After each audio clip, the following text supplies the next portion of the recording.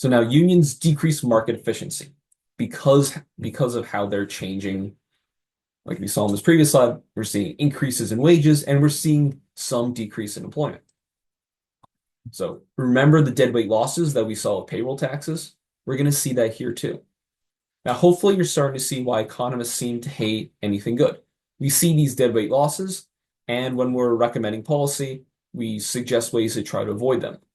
And since no economists seem to be able to have the ability to speak to normal people, we just look like grumpy killjoys. And I'm only half joking about this. But these costs are real, and we need to consider them. So we could see through exploring the effects of unionization and the decrease in employment, the increase in wages, we can see how large these deadweight losses are. So in general, decreasing employment at union firms and in unionized industries, that the whole industry is unionized, will reduce employment within those firms and within those industries. But the workers will end up going elsewhere. They're not just going to end up sitting on their couch.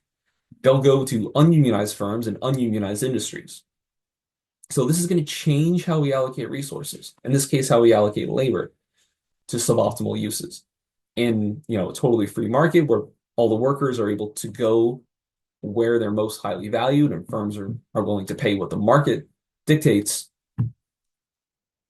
we would end up with this optimal allocation, the highest possible output.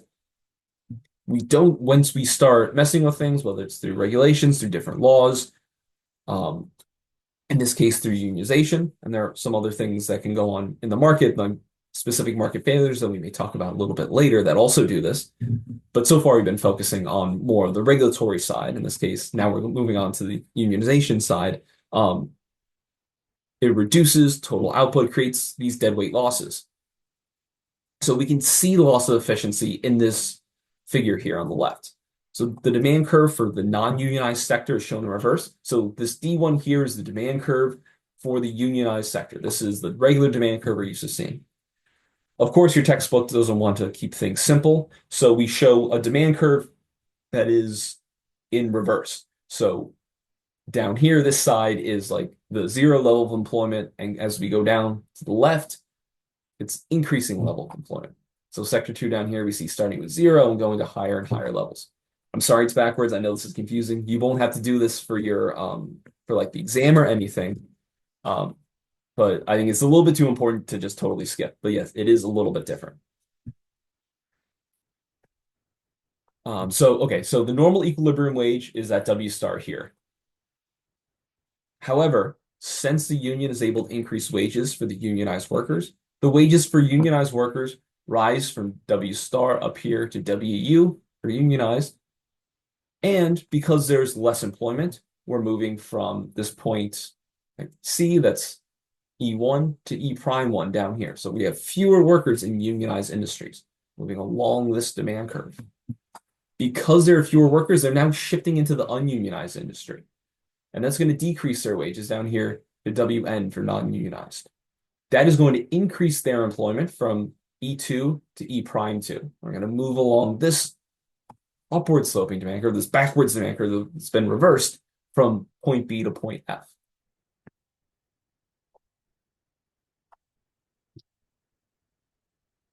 Yeah, so what we can take the area under each demand curve to show what the total output is. So the national output is the combination of these two industry types because we classify everything as either unionized or non-unionized.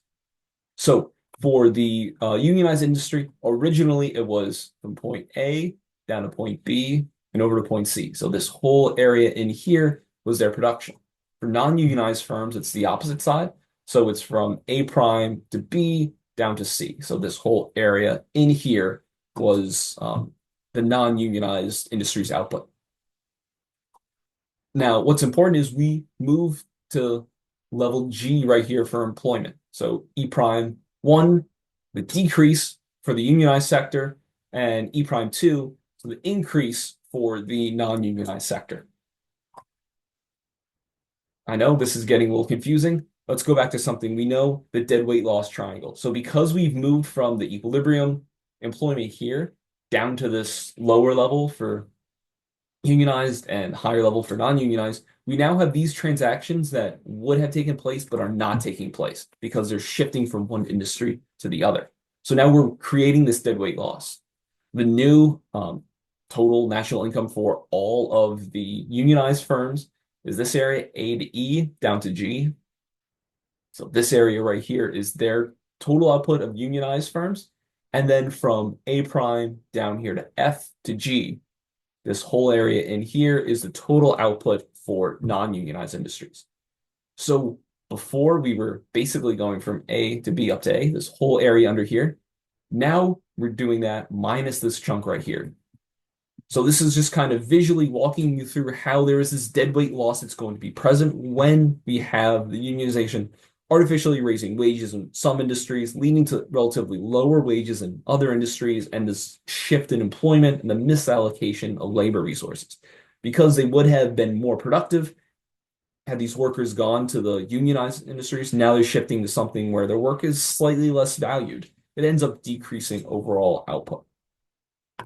Now, in general, unionized workers that keep their jobs benefit from these higher wages.